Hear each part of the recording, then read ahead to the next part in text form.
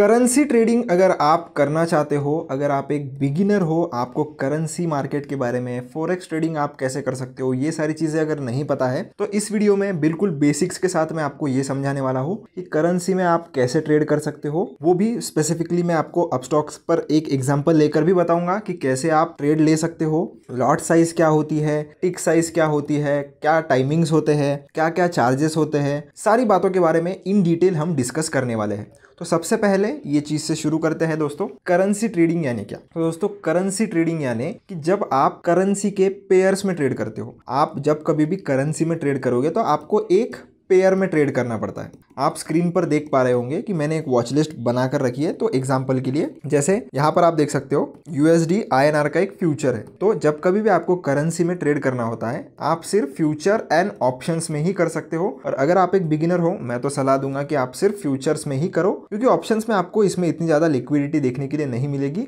तो आपको इश्यूज आ सकते हैं ऑर्डर प्लेस करने के लिए। तो इसीलिए आप फ्यूचर्स के साथ काम कर सकते हो, जो कि एक बिगिनर के लिए बहुत ही अच्छा रहेगा। तो यूएसडी आईएनआर नाम का आपको एक फ्यूचर दिख रहा है। तो इसमें क्या है, यूएसडी और आईएनआर का पेयर है। यूएसडी यानी कि यूएस डॉलर और आईएनआर यानी कि इंडियन रुपी। तो एक पेयर ऐसे एक करेंसी का बना है जिसमें आप देख सकते हो इसकी प्राइस कितनी चल रही है। तो 86.5 के आसपास इसकी प्राइस चल रही है। इसका मतलब क्या कि एक यूएसडी का प्राइस आईएनआर के हिसाब से कितना चल रहा है। तो 86.5 के हिसाब से अगर हम ये फ्यूचर की बात करें तो इसमें क्या होगा कि अगर ये फ्यूचर का प्राइस ऊपर जाएगा, इसका मतलब क्या होगा कि ये जो यूएस डॉलर है वो हमारे इंडियन रुपी के कंपैरिजन में स्ट्रांग हो रहा है। और अगर ये यूएसडी आईएनआर फ्यूचर का प्राइस अगर नीचे जाता है, इसका मतलब आईएनआर का जो प्राइस का स्ट्रेंथ है वो ज़्यादा है और यूएसडी का प्राइस का स्ट्रेंथ जो है वो घट रहा है। तो कुछ इसी प्रकार से दोस्तों करेंसी ट्रेडिंग जो है वो काम करती है।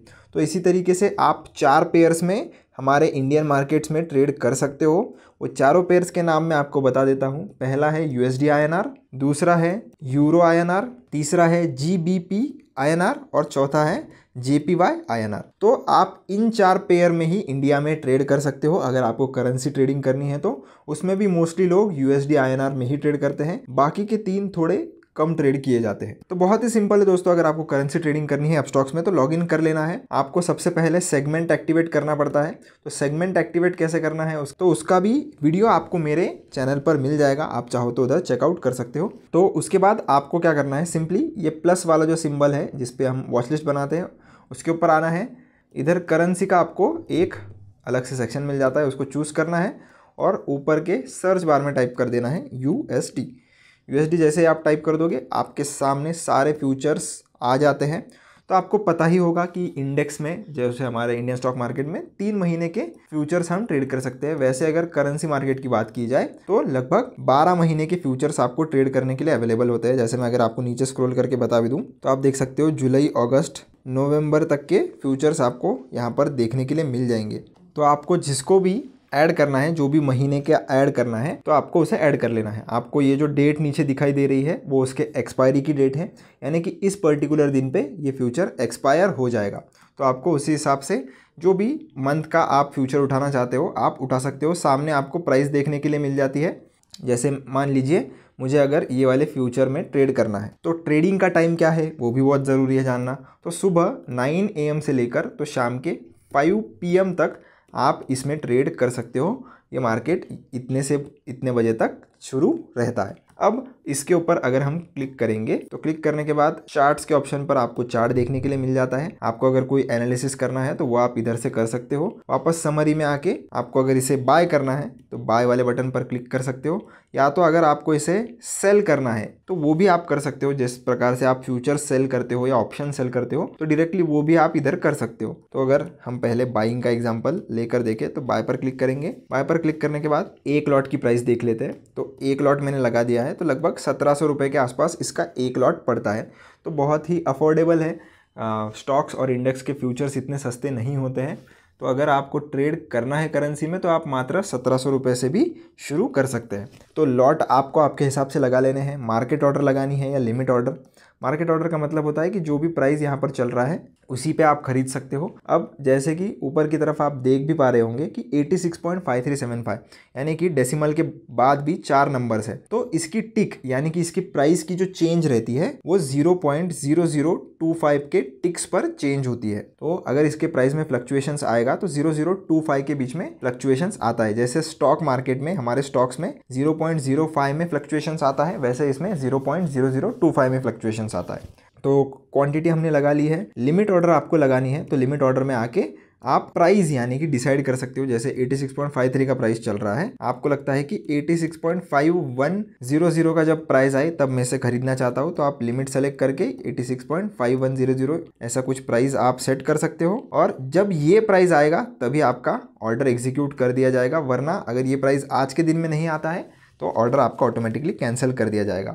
अब जैसे कि आप देख पा रहे हो 29 जनवरी का इसका एक्सपायरी डेट है, या अगर आप अगले महीने का भी फ्यूचर खरीदते हो और उसको आपको एक दिन से ज़्यादा अगर होल्ड करना है तो डिलीवरी वाला ऑप्शन आपको चूज़ करना पड़ता है। ज़रूरी नहीं है कि आप एक्सपायरी तक ही उसे होल्ड करो, बीच में भी अगर आपका मन होता है तो आप बेच सकते हो। इंट्राडे का मतलब होता है कि सेम डे खरीद कर अगर आपको सेम डे पोजीशन एग्जिट करनी है तो आप इंट्राडे में खरीद सकते हो। मार्जिन का कोई भी फ़र्क नहीं पड़ता है दोस्तों, यहाँ पर भी 1700 रुपये लगेंगे और डिलीवरी में भी 1700 रुपये लगेंगे।